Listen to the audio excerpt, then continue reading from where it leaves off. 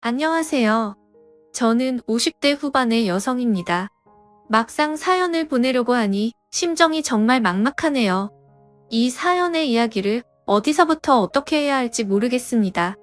제 나이 60에 가까운 말년에 이런 더러운 것을 보게 될 줄은 몰랐네요. 그것도 바람 상대가 저희 자식 버리라는 게 도저히 용서가 안 됩니다.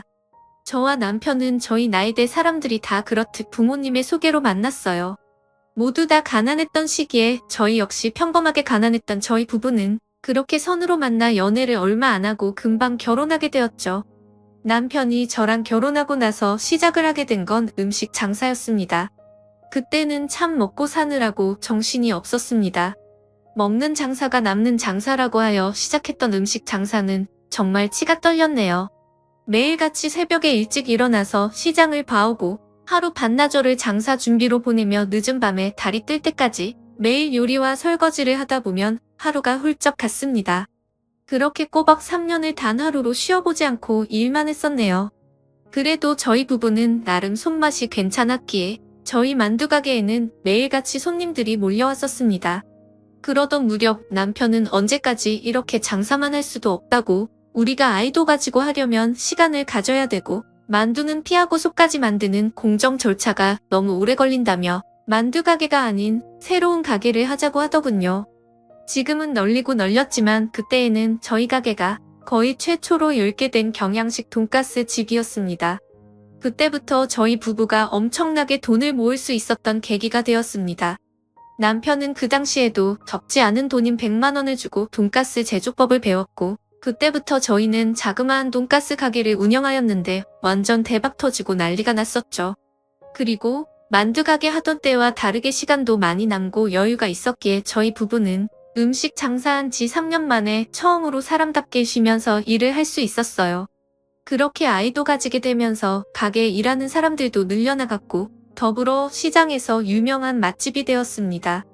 저는 출산을 하고 나서도 계속해서 일을 했고 5년 동안 쉬지 않고 돈가스 집을 운영하며 돈도 많이 모았으며 아이들도 2명 낳아서 길렀네요. 남편이 아이 낳고 난 후 저지른 일 때문에 간혹 사람 같아 보이지 않았지만 그의 사업적인 능력은 아주 뛰어났습니다. 하지만 가게를 운영한 지 15년이나 되자 주변 상권에 비슷한 양식업종 전문 가게들이 들어오게 되었고, 저희는 돈가스 가게를 팔아버리고 고깃집을 오픈했고, 또 가게를 매년 운영하다 잘 된다 싶으면 팔고, 그런 식으로 자산을 불려나가기 시작했었죠. 우리가 돈을 버는 만큼 아이들의 생활도 저희 부부의 생활도 계속 나아졌습니다. 저희 아이들은 저희 부부가 맞벌이로 바빴던지라 그렇게 큰 신경을 못 써주었음에도 불구하고 공부도 나름 알아서 열심히 해줘서 좋은 대학들에 들어가기까지 했습니다. 대학 졸업 이후에도 이제는 저희 집안 재정 상황이 자식들을 해외 유학까지 보냈고 돌아와서 끝내 대기업들에 취직을 하여 어느덧 결혼까지 다 했네요. 제 인생 정말 힘들게 살아왔지만 노력한 만큼 잘 풀렸다는 생각도 들었고 정말 인생에 불만은 없었습니다. 남편과의 관계도 나쁘지도 않았었고요. 다만 재산 문제는 저희 부부간의 갈등이 좀 있었습니다. 남편은 돈 관리는 각자 가는 거고 사업하는 남자는 앞길 어떻게 될지 모르기에 돈을 항상 쥐고 있어야 된다며 그렇게 억지스럽게 모은 돈은 남편이 모두 관리하며 꼭 쥐고 있었습니다. 저도 일을 하면서 대략적인 매출이나 순이익을 알고 있었지만 남편 통장에 얼마나 있는지는 정확히 알 수 없었습니다. 그저 남편이 기분 좋을 때 들어주던 보험과 제 명의로 해준 고급 아파트 한 채 정도뿐, 그 외에 남편이 주식 투자까지 해서 벌어들인 엄청난 재산들에 대해서는 저에게 따로 조금도 귀뜸을 해주거나 말을 한 번 한 적 없었습니다. 남편은 돈이라면 아주 광적인 집착을 보였습니다. 자기한테 손실이라는 것 자체를 받아들이지 못하는 성격이었고 자식들에게 용돈조차도 엄청나게 인색해했죠.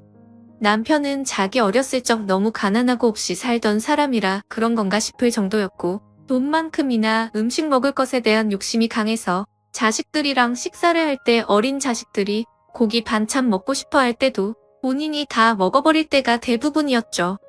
그만큼 자기 것에 대한 욕심이 강했던 남자였지만 그래도 가족에 대한 책임감 또한 강했던지라 자식들 보험이나 학비 이런 것들은 확실하게 책임을 지는 사람이었기에 저도 남편과 재산 공개 문제로 몇 번 다툼을 한 적은 있었지만 그렇게 너 죽고 나 살자 식으로 엄청 싸우는 편은 아니었습니다. 그런 자린고비 같은 남편에게도 정말 친한 친구가 하나 있었습니다. 중학교 때부터 사귀었다는 그 친구는 정말 점잖은 사람이었습니다. 딸아이 10살 때 아내가 교통사고로 사망하고 지금까지 딸아이만 바라보고 살아왔던 그 친구분은 저도 정말 인간적으로 좋아하는 사람이었어요. 남한테 피해 끼치는 것도 싫어해서 남편이 가끔 저희 집에서 부르면 항상 손에 선물을 사들고 왔고 집에 놀러와서도 오래 있는 것조차 눈치를 보며 미안해 하셨던 분이었죠.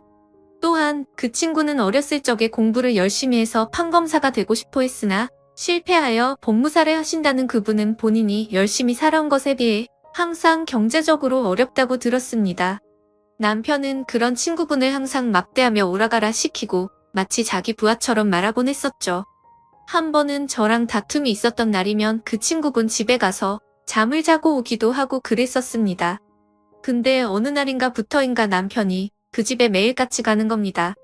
그 당시 저희는 가게를 넘긴 지 얼마 지나지 않아 쉬고 있을 때였고 저희 첫째 둘째는 모두 회사에 취직해서 독립시키고 저희 부부밖에 없던 시기였거든요. 그래서 저는 매번 그 친구분 집에 가는 남편에게 친구는 출근하지 않았냐고 도대체 그 집에 가서 뭐 하냐고 물어봐도 남편은 저에게 두리뭉실하게 답변을 하며 거기서 친구가 기다린다는 등 이상하게 허둥지둥 말을 돌리더군요.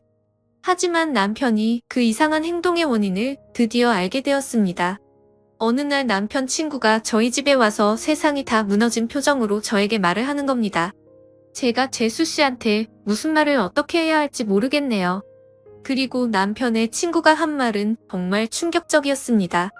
자기 딸과 글쎄 남편이 바람이 났다는 겁니다. 아니, 그게 말이 되는 소리냐고 제가 소리를 질렀더니 남편 친구는 자기가 더 미치겠다는 겁니다.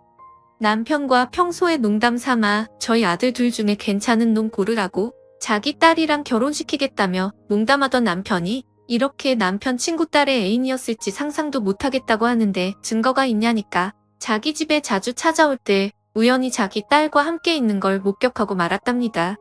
딸아이가 그전부터 남자가 생긴 건 알고 있었는데 소개시켜달라고 할 때마다 딸은 아직 이르다며 좀 더 확실해지면 소개해준다고 해서 차일피일 미루고 있었는데 그 남자가 세상에 제 남편일 줄은 자기로 상상도 못했다네요. 남편 친구가 자기 딸과 같이 있던 그 모습을 보고 화를 버럭 내니 남편은 바로 도망가고 딸아이에게 이야기를 들어보니 남편 친구가 출근한 사이를 노려서 혼자 있는 딸아이를 엄청 꼬드렸답니다. 남편은 집에 혼자 있는 딸아이에게 말하길 자기는 아들만 있어서 그런지 너 같은 딸아이를 보니 자식 같아서 좋다고 하면서 친구 딸이면 자기 딸이기도 하다며 데리고 매번 백화점이며 레스토랑이며 데리고 다녔고 그러다가 딸아이랑 바람이 났다는 거죠.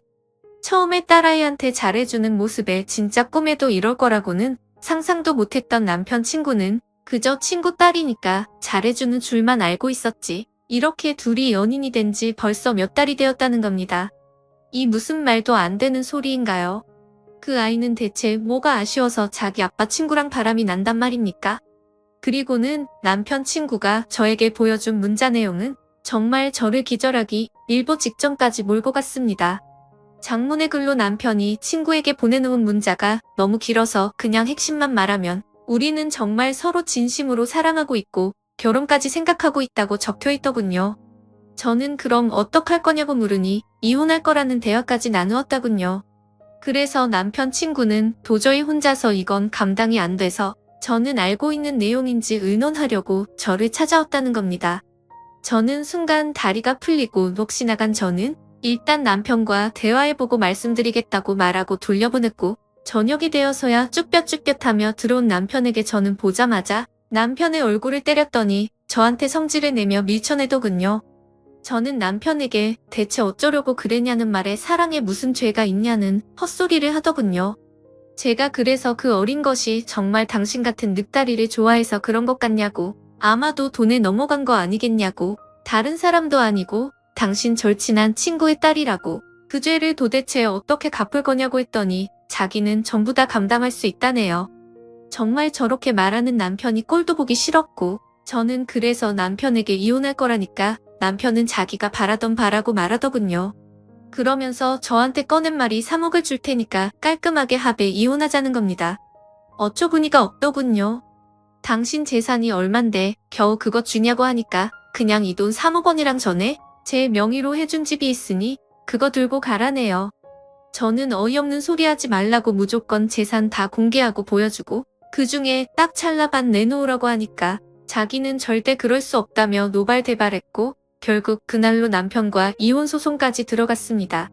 이혼 소송 중 남편은 집을 나가서 그 친구 딸과 집까지 구해서 신혼집을 차렸다고 하고 그 친구는 두 눈 뜨고 딸을 뺏겼다고 하더군요. 그 딸 같은 애한테 외제차도 사주고 여행도 같이 하면서 사진도 올리고 정말 눈 뜨고 못 봐주겠더군요. 그리고 남편은 그 친구에게 미안하다며 돈을 줬다는데 서로 주먹 다툼까지 했다고 합니다.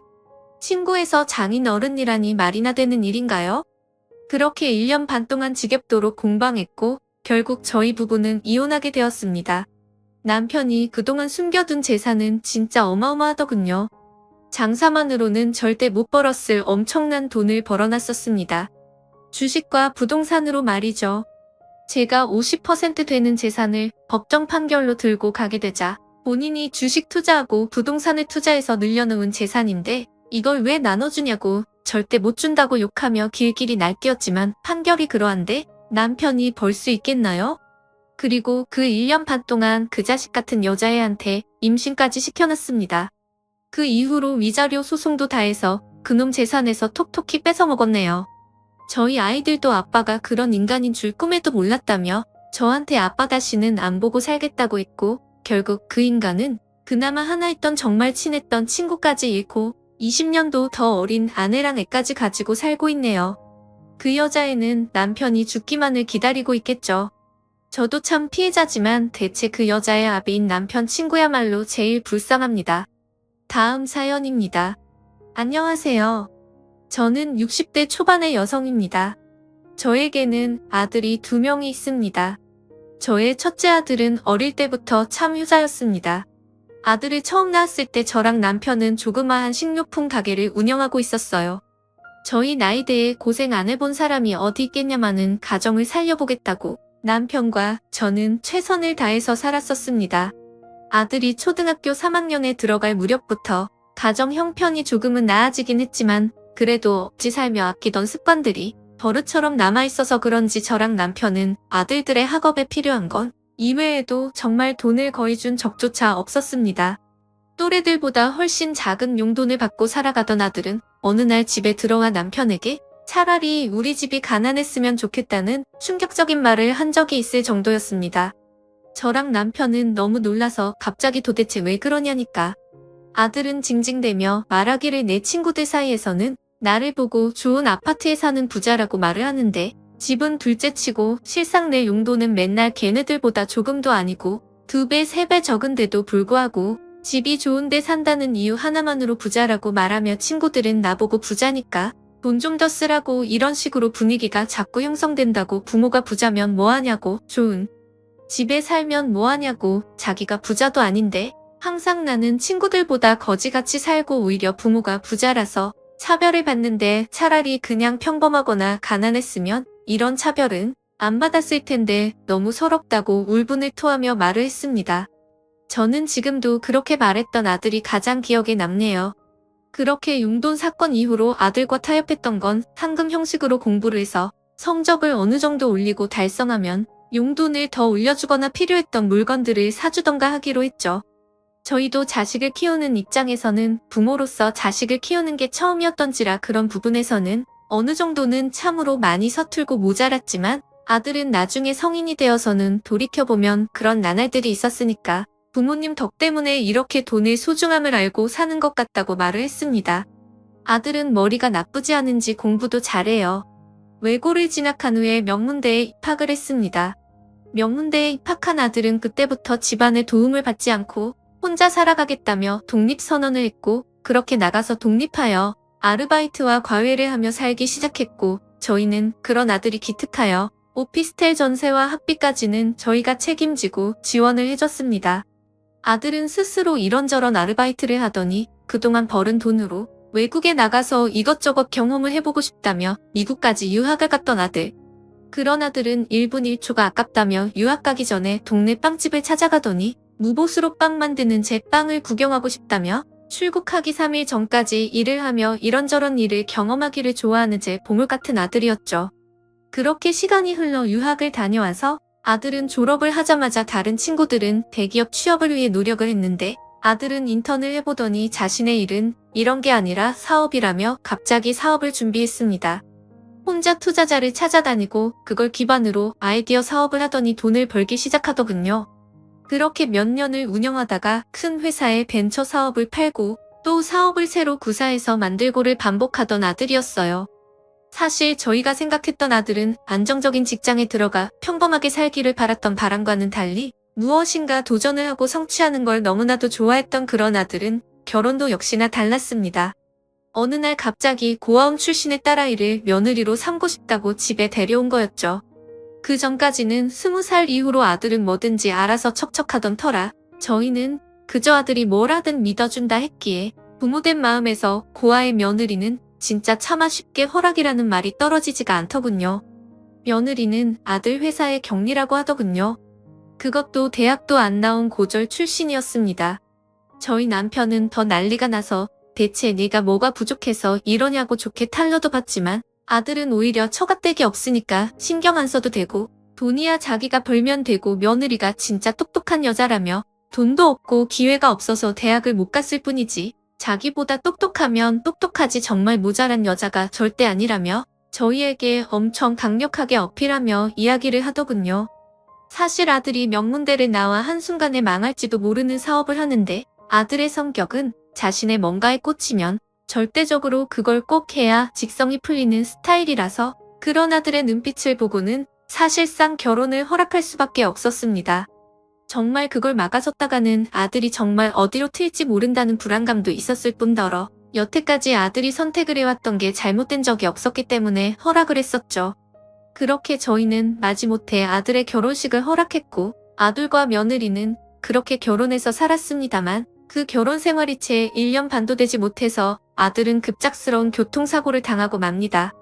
잘난 우리 아들은 그렇게 혼수 상태로 병상에 누워서 말도 제대로 못하는 그런 아들을 볼 때마다 마음이 찢어질 듯이 아팠고 아들의 회사는 정리를 전부 다 하고 며느리가 매일같이 아들의 병실에 붙어서 관호를 하고 있었습니다.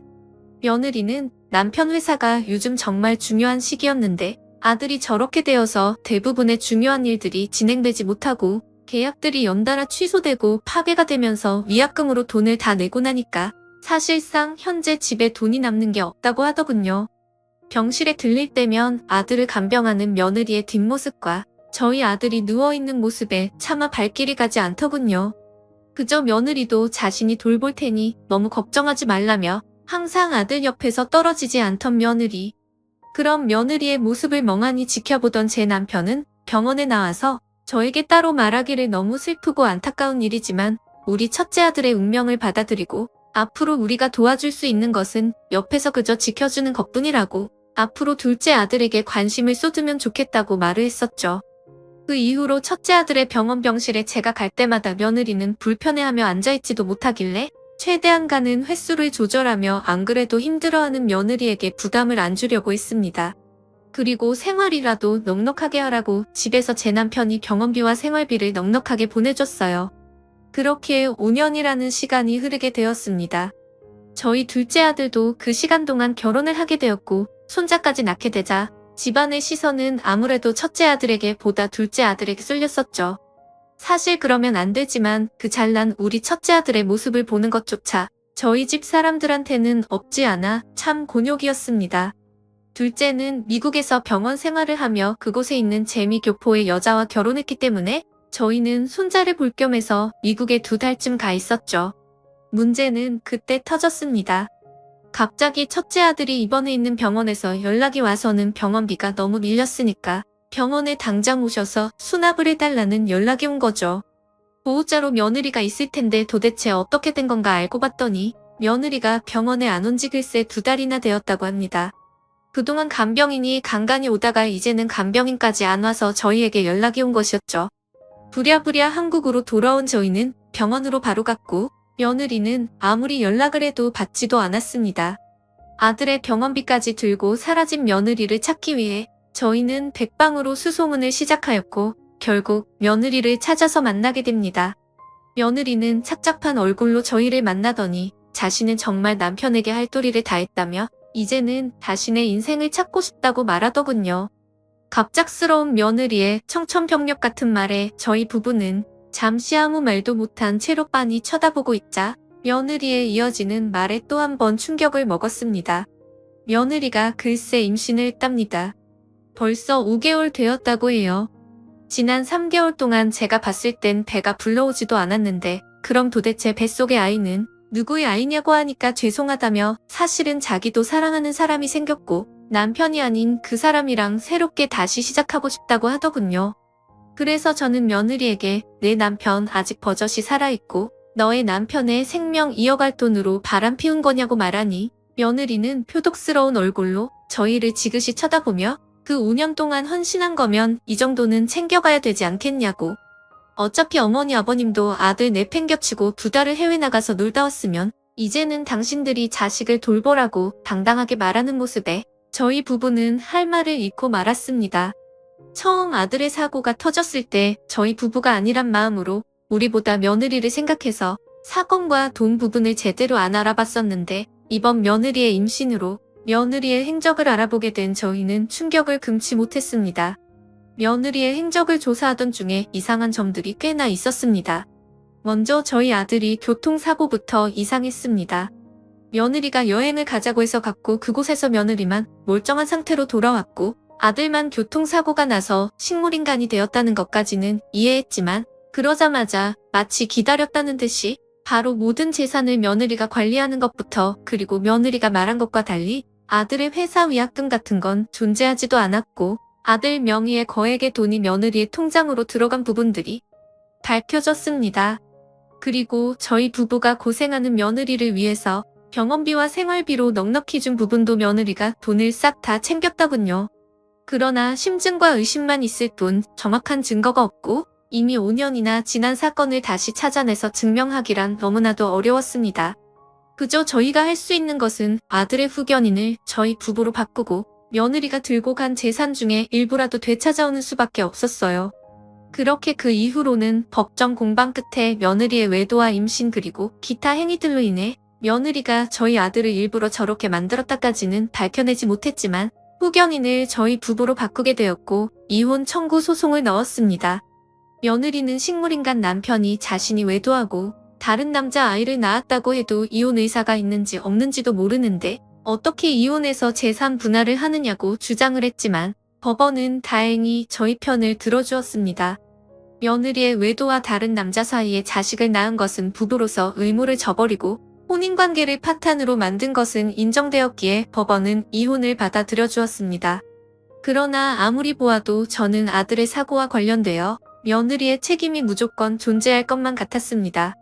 어쩌면 아들이 하늘나라로 가지 못하고 지금 저런 상태로 있는 것도 자신의 억울함을 밝혀달라는 게 아닌 건지 지금도 누워있는 아들을 볼 때마다 정말 마음이 찢어지는 것 같네요.